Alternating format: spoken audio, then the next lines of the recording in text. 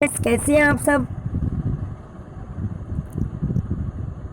देखिए अपना चैप्टर चल रहा था, थोड़ा सा रह गया था।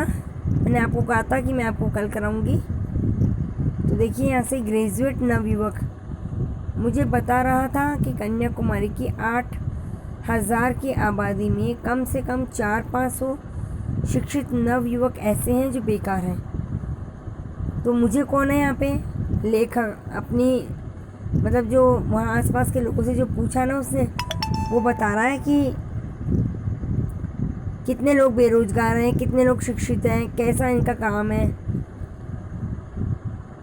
देखिए इनका मुख्य धंधा है नौकरियों के लिए अर्जी देना और आपस में बैठ कर के बहसबाजी करना।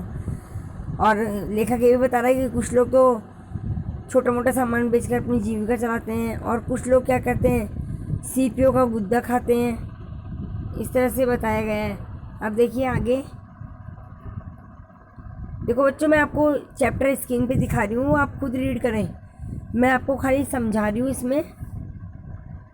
देखिए लेखक को कैसा लगा, पानी और आकाश में तरह तरह के रंग बिरंगे छोटे छोटे दीपों की तरह समुद्र के अंदर बिखरी हुई शाह चट्टानों की चोट में, चट्टानों की चोट से क्या हो रहा है, उदित हो रहा है सूर्य। तो ये सूर्य उदय कैसे होता है, अस्त कैसे होता है, इसमें ये बताया गया है। फिर देखिए लेखक कह रहा है, भाई मेरे साथियों का ये कहना है कि लौटते हुए नाव को घाट की तरफ घुमा लेंगे और मल्लाह तूफान में इधर उधर जाने से डर रहा है। मतलब समुद्र के अंदर तेज़ तूफान आ रहा है और वो मल्लाह है जो अपनी नाव को इधर उधर घुमा रहा है। तो लेखक कह रहा है कि उस समय उस स्थिति को देखकर तो मैं भी घबरा गया था, मुझे ऐसा लगा कहीं नाव पलट नहीं जाए। और फिर उसने घटना बता दी कि ग्रेजुएट जो नवयुवक था लेखक के साथ में, उसने बता दी भाई यहाँ आत्महत्याएं बहुत होती हैं और 2 महीने पहले एक लड़की ने चट्टान से कूद करके आत्महत्याएं भी कर ली थी। अब देखिए जैसे ये बता रहा है कि एक लहर में ने नाव को इस तरह से धकेल दिया। अब तेज़ तरह से पानी आया और वह लेखक की नाव को धकेलने लगी और उलटते उलटते लेखक बता रहा है कि मैं उलटते उलटते वहाँ से बच गया और हमारी जो नाव है वो पहले भंवर में फंस गई फिर निकल गई। इस तरह से घबराहट बताई है लेखक ने पूरे पाठ में कि वो जो दृश्य है वो बहुत ही कठिन दृश्य था। देख कर के मन में डर सा पैदा हो गया लेखक को। फिर देखिए कन्याकुमारी के मंदिर में पूजा की घंटियां बज रही है, भक्तों की एक मंडली जा रही है, दीवारों के पास रुक कर के प्रणाम कर रही है। और ये बता रहा है, मतलब लेखक लास्ट की बारे में बता रहा है कि सरकारी मेहमान गेस्ट हाउस की तरफ लौट रहे हैं और हमारी जो नाव किनारे पे पहुंच रही है। और मेरे दिमाग में क्या चल रहा है, बस का टाइम टेबल चल रहा है। और उसके बाद में लेखक कहता है कि शाम का समय हो गया और मैं शाम होने के बाद में एक शाम वहाँ रुकता हूँ और फिर कन्नानूर लौट जाता हूँ। और वहाँ जा कर के जो उसने कागज़ के पन्ने लिखे थे वो एक चौकीदार ने काम में ले लिए, मोड़ कर कॉपी बना ली।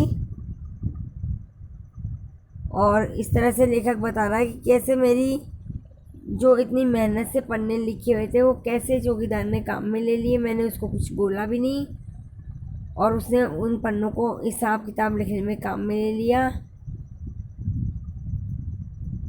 और लेखक कह रहा है अंत में कि जब मैंने वह कॉपी उससे लेता है तो कहता है कि शायद उससे कम निराशा नहीं हुई जितनी कन्याकुमारी पहुंच करके उसने जब अपना सूटकेस खोला तब उसे निराशा हुई। इस तरह से आपका पूरा चैप्टर हो गया है। देखिए आपको कठिन शब्द भी दिखाई दे रहे हैं, विस्तार का, संगम का, क्षितिज का, चोटी है, झुरमुट है, सुरमुई है, हिंद से है, कड़ल काक है, ये समुद्र का एक पक्षी है। और अब देखिए जैसे कि स्क्रीन पे दिखाया हुआ है, मैंने आपको 1 से लेकर 7 क्वेश्चन करा दिए थे। 8वां क्वेश्चन देखिए, सूर्यास्त के समय समुद्र के पानी का किन विविध रंगों में परिवर्तन हुआ था। मैंने स्टार्टिंग में बताया था आपको, पहले सोने के समान, फिर लहू जैसा, फिर बैंगनी कलर। इस तरह से पाठ को आप पढ़ेंगे तो आपको अच्छे से और भी समझ में आ जाएगा। फिर देखिए सूर्यास्त के बाद में लेखक के मन में क्या डर समा गया था। ये डर समा गया था कि अंधेरा हो रहा है, मैं घर पहुंच पाऊंगा या नहीं, या मैं इस चट्टान से उस चट्टान पे पहुंच पाऊंगा या नहीं। फिर देखिए सूर्योदय कालीन क्षणों में लेखक ने क्या देखा। जैसे सूर्य उदय हुआ तो प्रातःकालीन क्षणों में अभी भी मैंने पढ़ाया है आपको किस तरह से सूर्य उदय हुआ और लोग किस प्रकार से उसको अर्घ दे रहे हैं। फिर देखिए ग्रेजुएट नव युवक से लेखक की क्या बातचीत हुई थी। उन्होंने बताया कितने लोग बेरोजगार हैं, कौन कितना काम करता है, छोटे मोटे लोग कैसे अपनी जीविका का उपार्जन करते हैं और कैसे आत्महत्याएं हो रही है यहाँ पर, इस तरह की बातें बताई गई है। फिर देखिए निबंधात्मक में कह रहा है नवलेखन में बहुतायत अंग्रेजी शब्दों का प्रयोग हो रहा है। क्या आप इसे सही मानते हैं? इस पाठ में जिन जिन शब्दों का प्रयोग हुआ है उसकी सूची बनानी है। तो आप चैप्टर पढ़ेंगे और जैसे आपके इंग्लिश वर्ड आते हैं आप उसमें अंडरलाइन करेंगे और उसको कॉपी में उतारेंगे।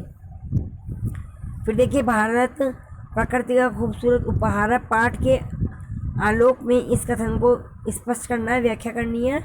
खूबसूरती का वर्णन कर दें आप, जो भी आपने खूबसूरती पढ़ी है इसमें कि भारत जो प्रकृति का खूबसूरत उपहार, कैसे इसे स्पष्ट कर देंगे आप।